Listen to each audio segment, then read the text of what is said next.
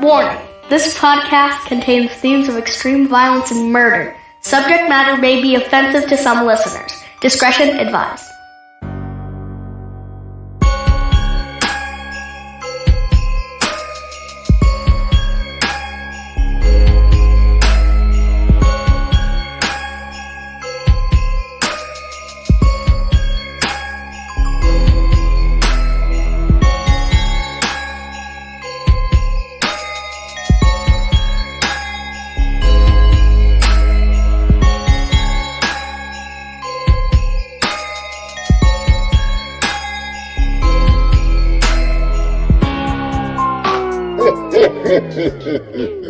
Welcome to another episode of Evil Transgression, your homicide headquarters here in podcasting. I'm Josh, and with me as always, Dustin and Rex. What's going on? Hey, what's up? Did you have to think about that? Yeah, you did. Yeah, I forgot who went first. Oh, jeez. Well, when I say Dustin and Rex, we used to get hate because you would wait till Rex would say something, and then you Yes. would. Yes. Everybody's like, "Oh my god, which one?" It's so confusing. You know, I didn't sign up for this today. I don't Okay. need to be bullied. Well, you will be bullied. Yes.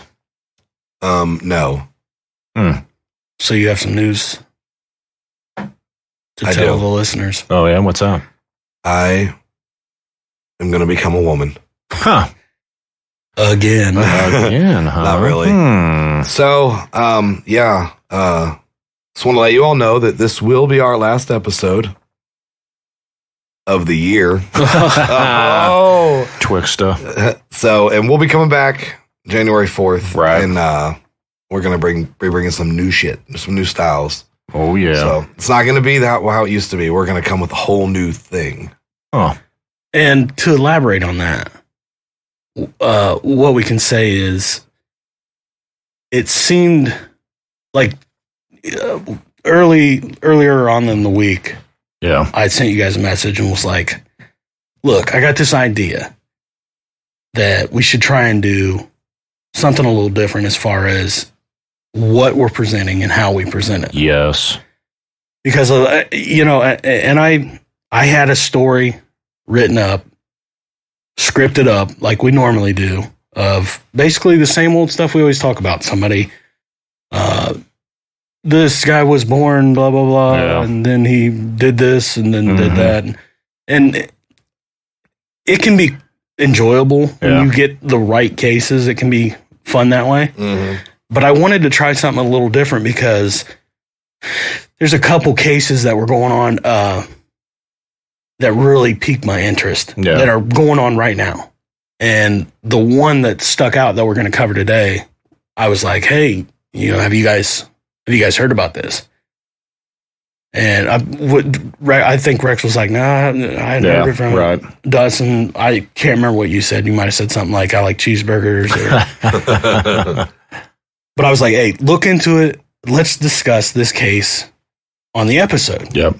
And this is an unsolved case at the moment. Right. But it's one that I think is interesting enough that we could bring it to the table and actually make good content with. Yeah. Right. And the reason that this case fascinates me is I think I'm a 95-year-old man in a 40-year-old's body. Okay. And I've noticed that because when I watch in the evenings, the only commercials are Medicaid commercials. So when you're watching something and you see the Medicaid commercial, you're old. Especially when they show the Medicaid commercial back to back to back. Oh, yeah. Back to back. So if you've seen Joe Namath trying to get you to sign up for Medicaid, or You old. who's the it's Dynamite. Jimmy Walker. Jimmy Walker does another Medicaid. So if you see these commercials, you're watching stuff for old people. And I've realized that that's what I do. Because I spend a lot of my time watching court TV. Oh, okay. And yeah, you're old if you watch Medicaid commercials on your television show. But yeah, so I mean, this story's been going on recently in the news, and it's actually it's a strange case, I think. It is. And once we give out some details, if you don't know this case, you'll be like, yeah, that is weird. And hopefully we'll give you some, if you do know the case, we'll give you some information you may not have known. Right. Yeah. Plus, I think it'll give us, I don't know, we can just like, there's a lot of stories that we cover that like, we'll talk about on an episode, but it's like literally like, oh, did you hear about this? Yeah. And then it's done. Like, there's a lot of stories I actually want to talk about. Like, this is freaking crazy. Yeah. What's going on? So I think this will give us a better, like, more of a chance to dig deeper into different cases. Yeah. Doing it this way. Plus, I mean, go listen to 99% of your podcast. It's kind of what we were just doing. Where we're John Barry was born 1978. Yeah. And then he killed his wife. Yeah, and you know the outcomes. Yeah. You know what I mean? Yeah. Yes. Like this, we don't know the outcome of this. Right. True. We can come back to this. Like this is like case, right? Like in like 2 weeks. 2 months or 2 weeks. Yeah. Yeah. With more information. Like, hey, you remember when we was talking about this? Mhm. Guess what happened? Right. We could follow it as a group. Yeah. Yeah. I think that's pretty cool. It is. Yes. Just to bring up the new, the new shit. Yeah. All the new details they come out with. Yeah. So Plus, we we can, if we have to, we can always go back to what we were doing occasionally or whatever. right. Yeah. Right.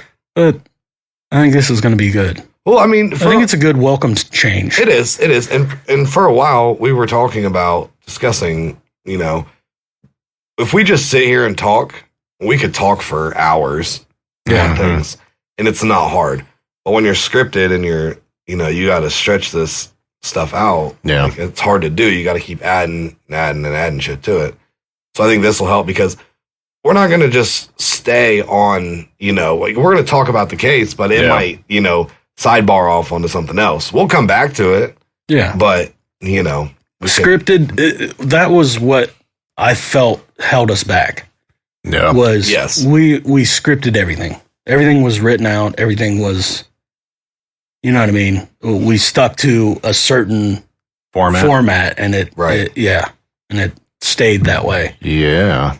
And while that can be fun and you can get decent content out of it, I feel like we're more than that, guys. We are. Yes. I'm more than a name. But I still want to do like some evil facts. Oh, yeah. So I have some crazy facts for you today. May not be so much as evil, but they're facts. And you're like, that's evil, stupid. Interesting. Evil, stupid. So for our Australian people, our Aussies, Hello, mate. we're gonna visit the land down under here. And No one wants to explore your land. you're going to go right to my land down under. Oh. And here are some strange laws that you should know if you go down under. In South Australia, it is illegal to sell a fridge with a capacity of 12 gallons or more unless all doors can be opened from the inside or it was brought into the state before January 1st, 1962. Huh. The penalty for that is a fine of 750 Australian dollars or What? 537 US dollars. What? Wow. That's crazy. Yeah. Yeah. You can't have a giant fridge unless you can open it from the inside so you don't get stuck inside your own fridge. I'm way sense. too fat to get stuck in the fridge. But you never know. No, You I never know. If I got the 12-pack of soda angled too wrong, the door don't shut. If I get my fat ass in there, it ain't You can shut. take the shelves out and get in. Yeah. I don't even Nobody know. said anything about putting your pop in there with you. Who gets in the fridge with pop? I know. So that's South Australia. Mm-hmm. Let's go Western Australia. Okay. If you clean up large amounts of poop from seabirds or bats, you better have a license to do so. What? Otherwise, you could spend up to a year in jail. Wow. What are you doing out there? Oh, just scooping up some bat poop. You got a license? That's crazy. You're going to jail. You going to jail now? What are you in here for? Scooping up poop. a poop scooper. The mad. It's like they're looking for you like a bandit. It's the evil pooper scooper.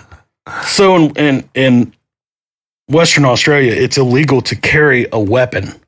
That's why you don't have like the mass shootings and stuff like that. But there is actually one weapon you're allowed to carry, and it is the electrified briefcase. What? Yeah. Is that to like fend off kangaroos? Maybe. An electrified briefcase. But why would you need that? Yeah. You never know. You just want to slap somebody with an electrified briefcase. God, that's stupid. Or it may be for kangaroos. Like you're just walking down the street and old Joey comes over and drop kicks you right in the chest. Take your electric briefcase and give him an old wallet. Yes. I like that video of that dude fighting the kangaroo. Oh, yeah. Where he punches him and squares up with him. the kangaroo looks at him like... Yep. That was a classic. Oh, that's great.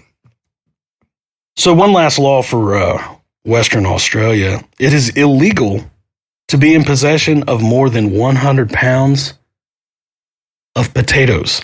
What? Unless you've purchased those potatoes from a grower or retailer authorized by the Potato Corporation. Police can search a vehicle suspected of carrying more than 100 pounds of potatoes. Wow.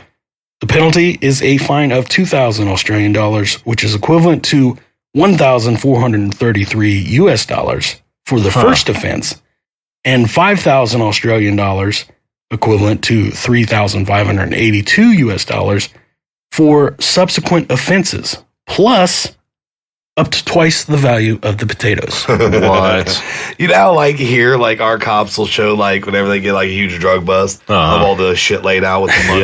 Yeah. They got like potatoes, bags of potatoes. It's like it's like a giant wooden wagon of taters. Like, why are they so mad? Like, I can literally grow my own potatoes. Yeah, but you can't grow 100 pounds of them. Unless you are authorized by the Potato Corporation. Like, I feel like that's like the mafia of Australia. Like, Yeah. this is a Potato Corporation. Open up. And I thought we had some stupid laws, you know? I know. Wow. Oh, we do. We do. Oh, yeah, we Every state's got those weird laws like you can't have sex with a zebra in March. You can't sexually molest a unicorn. We got some weird ones too. Yeah. But just imagine being the guy that gets pulled over like, we suspect you carrying more than 100 pounds of taters. You just look like a fella that's going home to cook a bunch of french fries. We ain't having it. Oh, man. We ain't having it.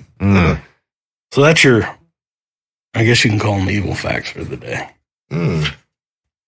What are we going to talk about today? Well, Today, before we do that, should we sing our yearly Santa Claus song? go ahead. Ooh, Santa Claus, won't you come slide down my chimney? I've been waiting all year long.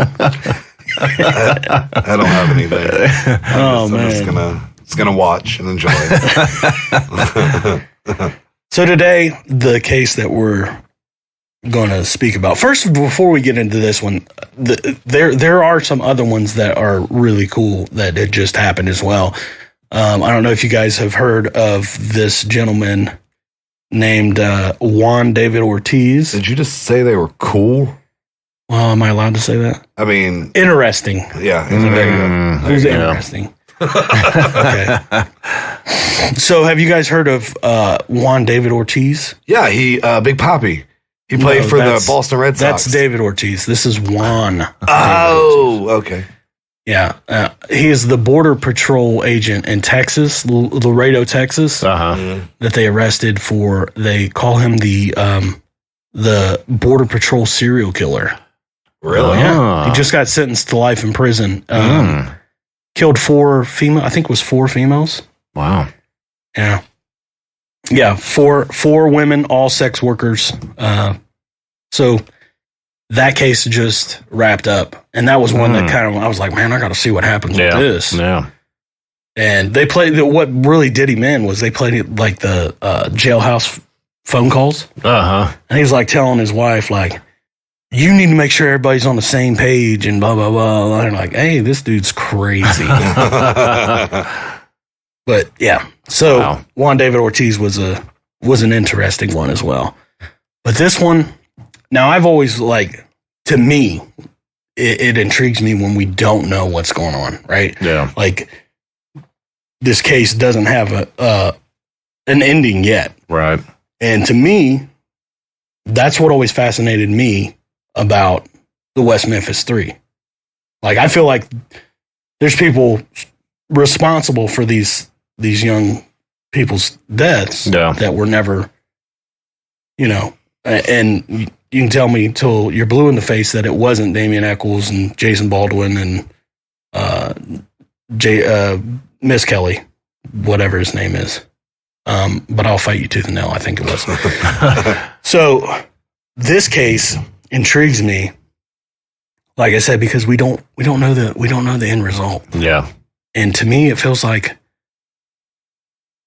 I don't think the investigators know what's going on yet. Well, by the sounds of it, they don't know anything. That might be the worst set of investigators I've ever seen. Yeah, and we'll dive into that here in a second. But the case, if you have not heard of it, in Idaho, in Moscow, Idaho, which I thought it was crazy that we named a U.S. city after a Russian city. But Moscow, Idaho, 4 students end up getting murdered in a house that's feet from the campus, Idaho University campus. Right. The University of Idaho.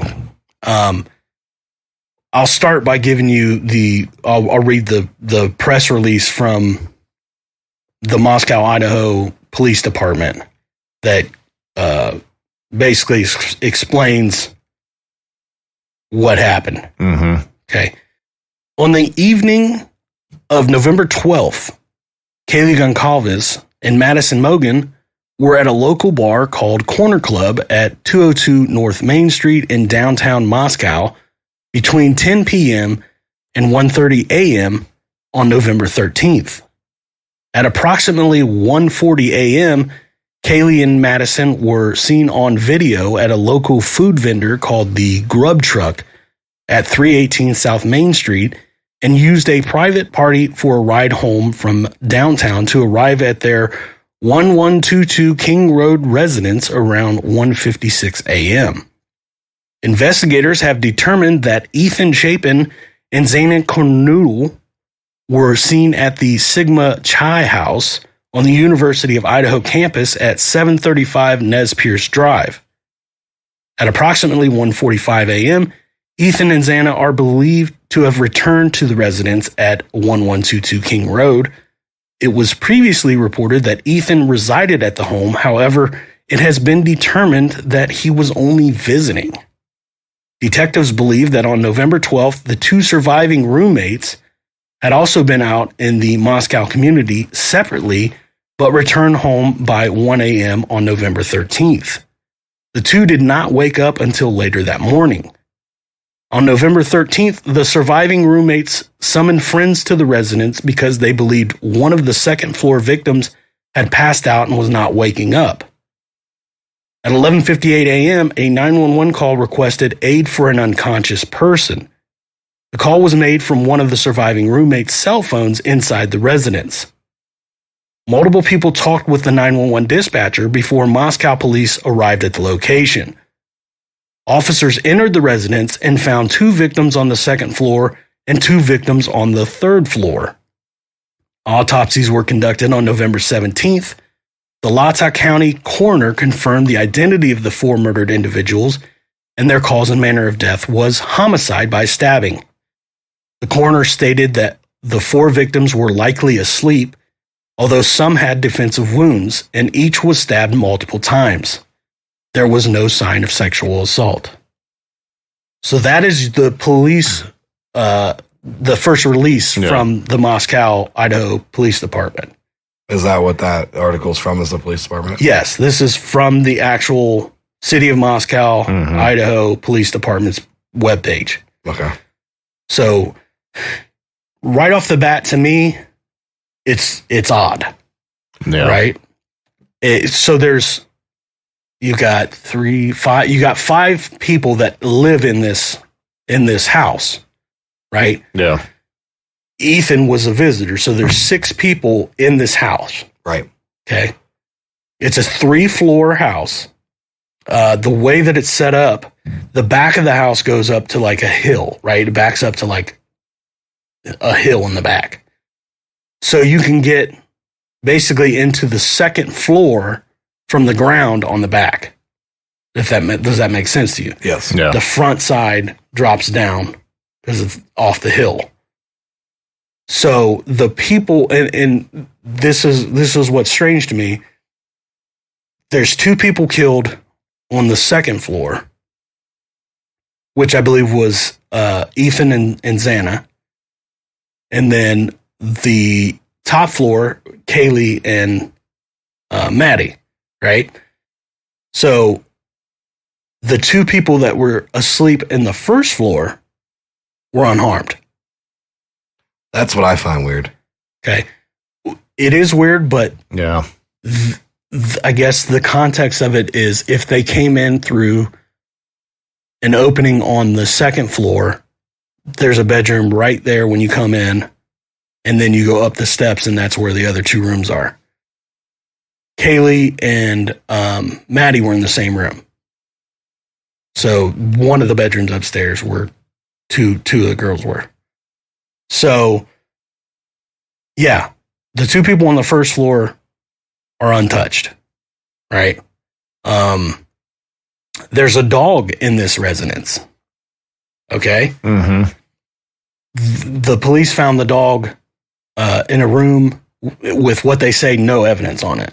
So the dog doesn't have any blood on it or anything. Yeah. Back to what's weird for me in this initial statement was the 911 call. Okay. And what's weird about that is the original 911 call happens at 11:58 a.m. So almost noon, right? And the 911 call is for an unconscious person. I feel like you would see they were all stabbed multiple times. Multiple times, yeah. And you just have you just tell them there's one unconscious person. Yeah. Right.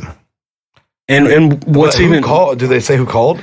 They say it was a call from the surviving roommate's cell phone, but they never identified who it was. They haven't publicly identified who it was. Right. So have they cleared the other 2 roommates? I'll get to that here in just a second. We'll go through who they've cleared so far. I want to take a step back real quick and talk about the food truck, right?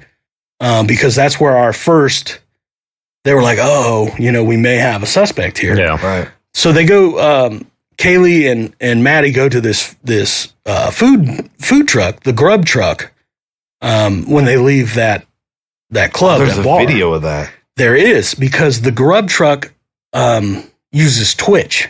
Uh-huh. Yeah. Okay. It's like their thing. Like it shows them like cooking their food and like dealing with people. And I'm not into watching people cook food or anything, but apparently there's people that do it. But yeah, they have these girls on video at this food truck. So we know they were there. We know they were healthy at the moment, Yeah. The first original suspect comes in to play at this food truck.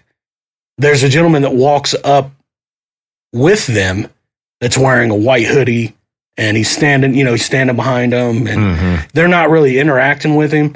They order their food at one part of this truck and then move down to the other part where they're going to pick up their food. Yeah. This guy's standing there and like pointing at him and talking to another guy. And at one point they one of the girls turn around and points at him, and they're talking. And then they go, after they get their food, they go away off camera, like they leave. Uh-huh. This guy sees them leave, and he goes immediately and takes off himself, walking at a pretty good pace.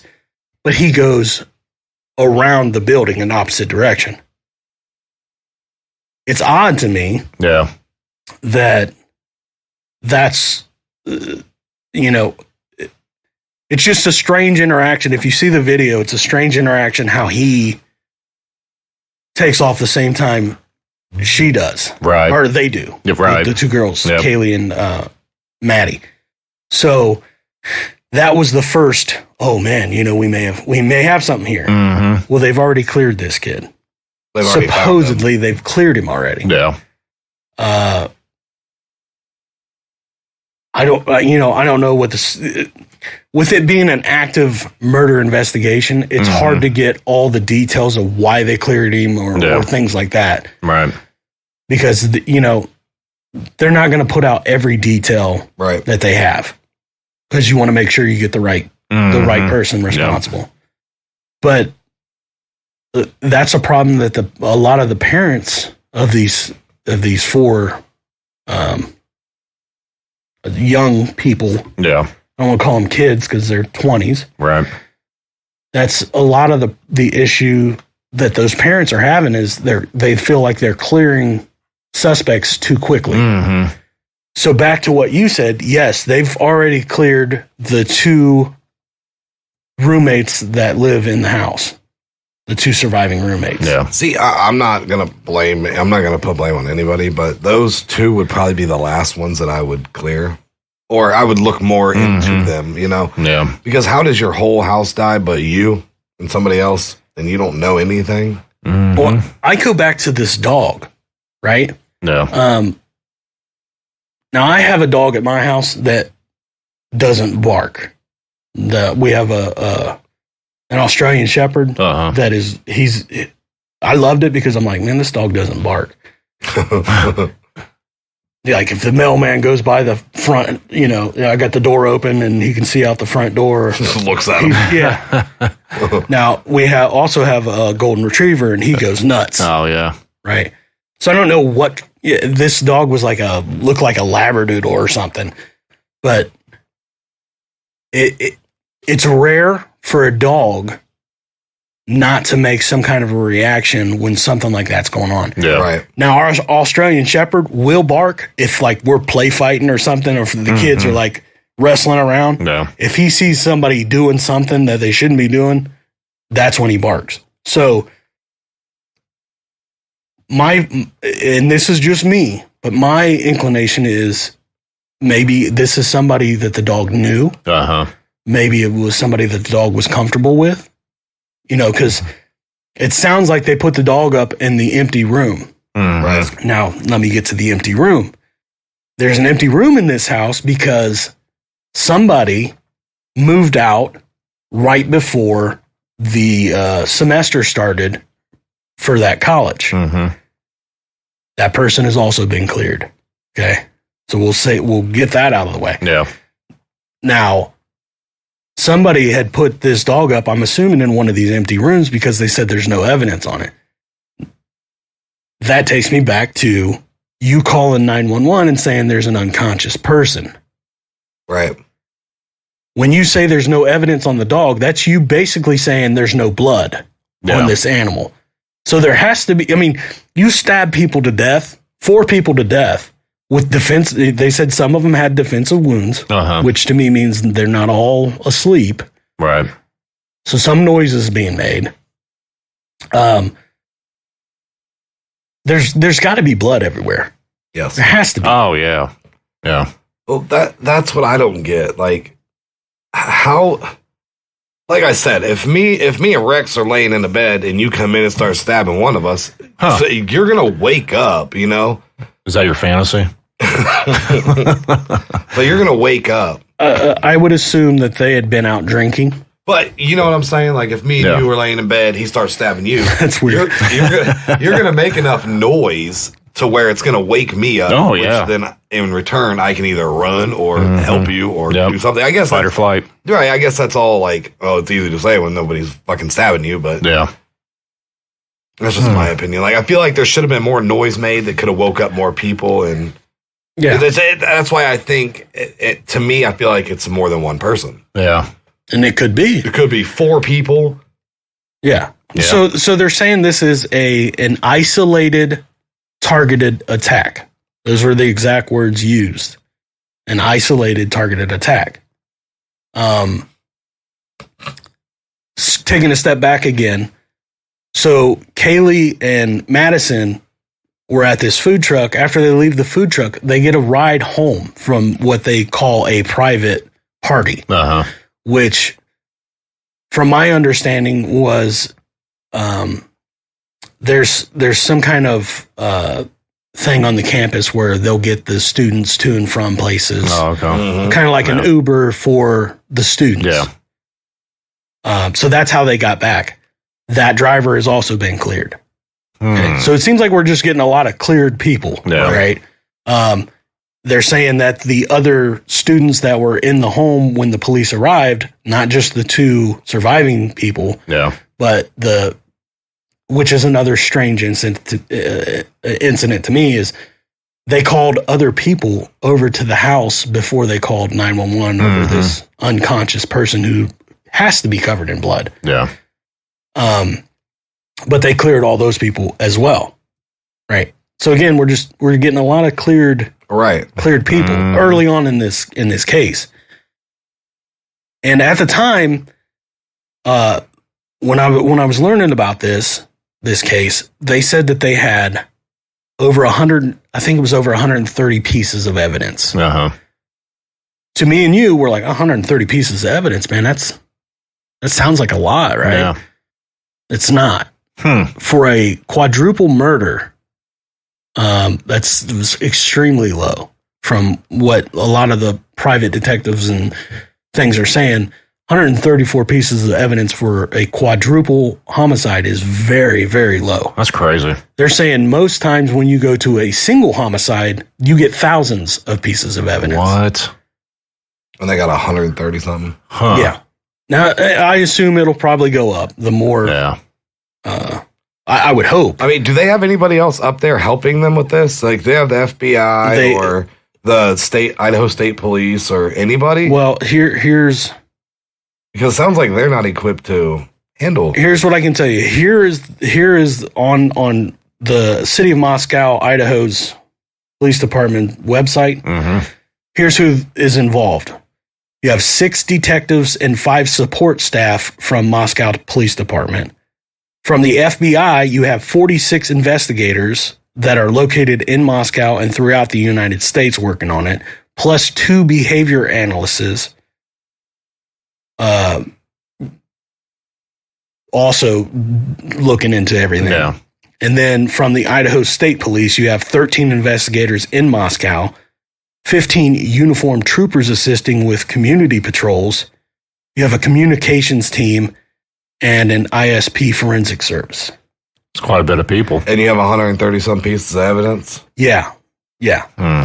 Again, this was early on. Yeah. But still, that's extremely low. Yeah. Now, also, you have to consider the fact that this house, which is, I mean, it's literally feet from being on the campus, the actual campus. We're talking about the University of Idaho. It's not a huge school. Yeah. Right? It's not a big town. It's not a big city.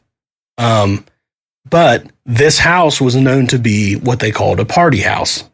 You know, they were always throwing parties at this house. And so there's a lot of people coming and going in this house.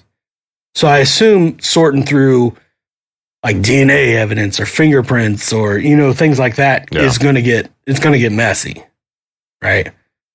But yeah, 134, I think it was, is very low.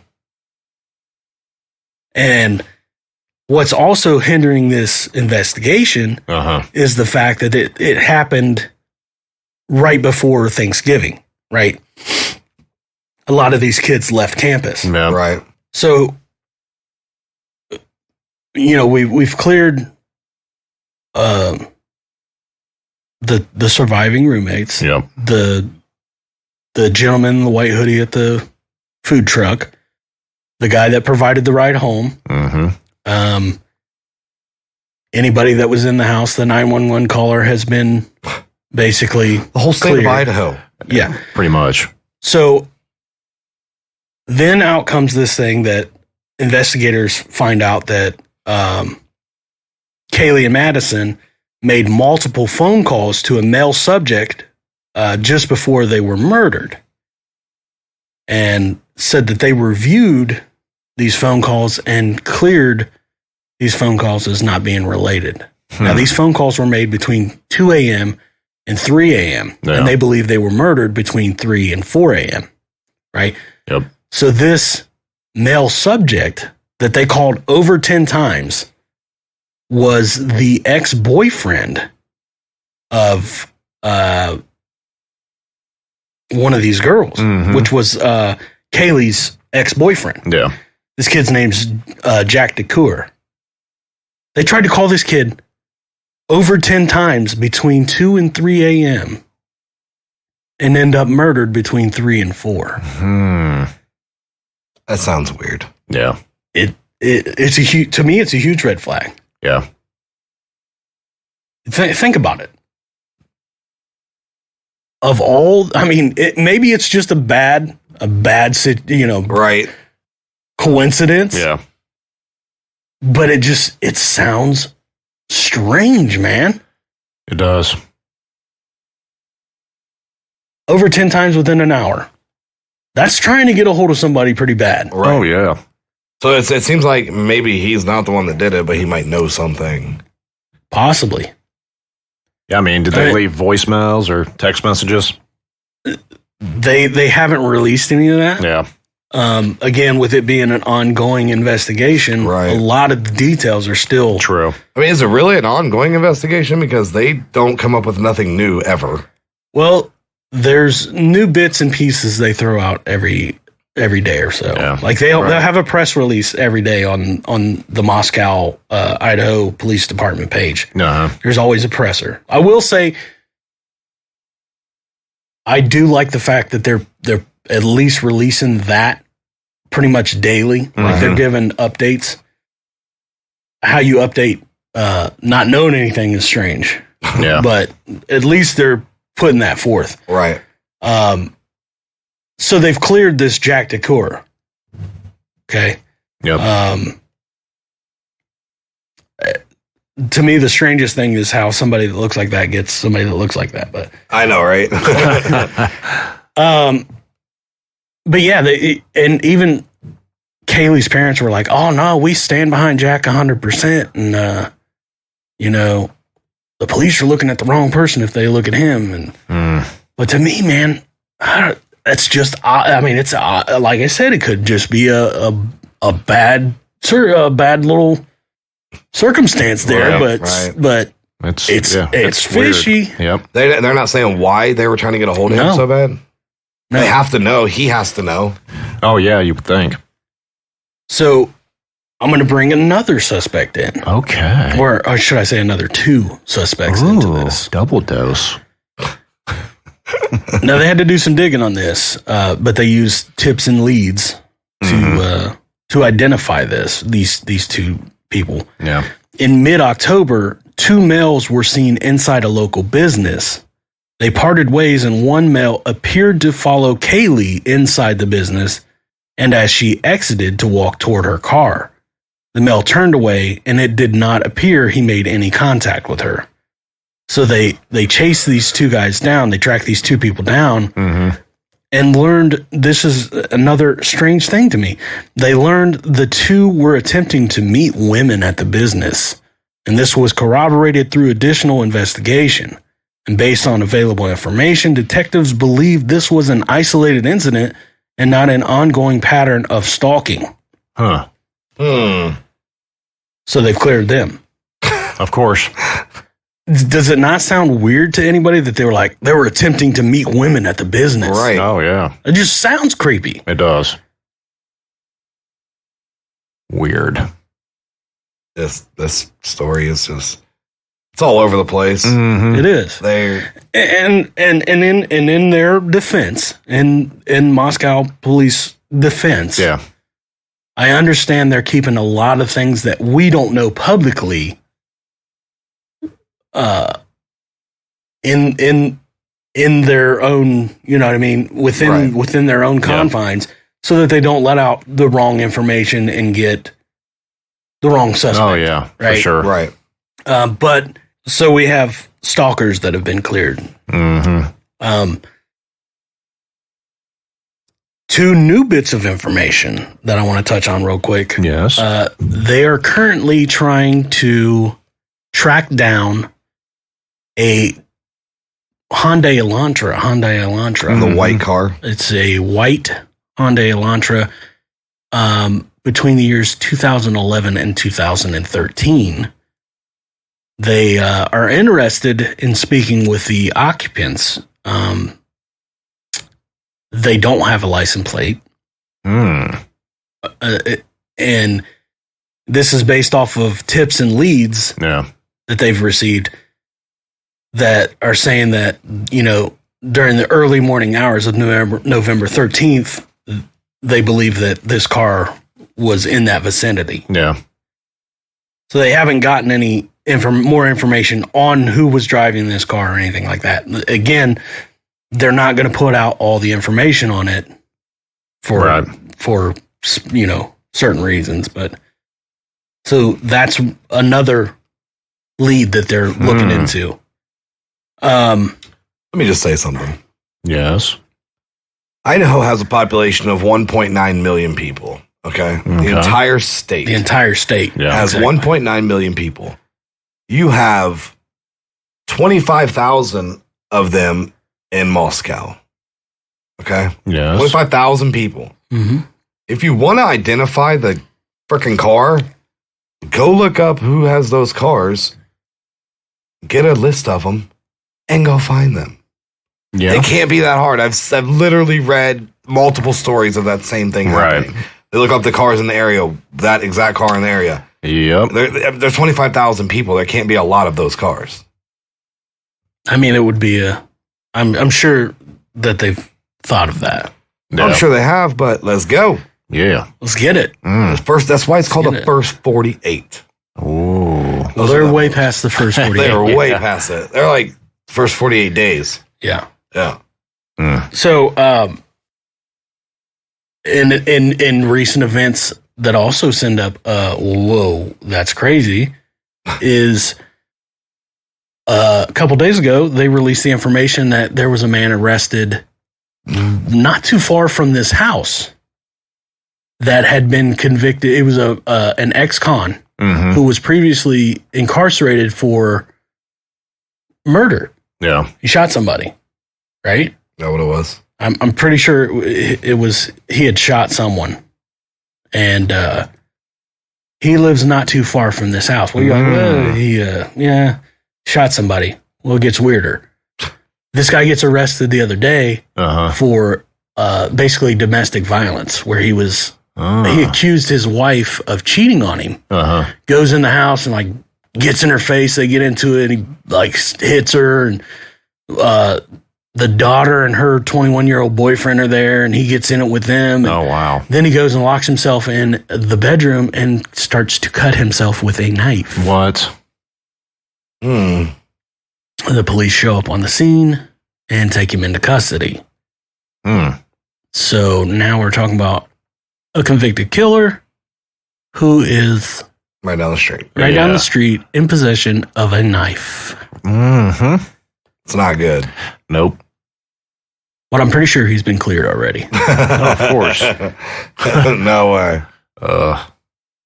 So, I mean, it's just another wrinkle in this chaotic story. That's why, to me, this story is so fascinating. I hate to say fascinating, because anytime 4 young people are murdered,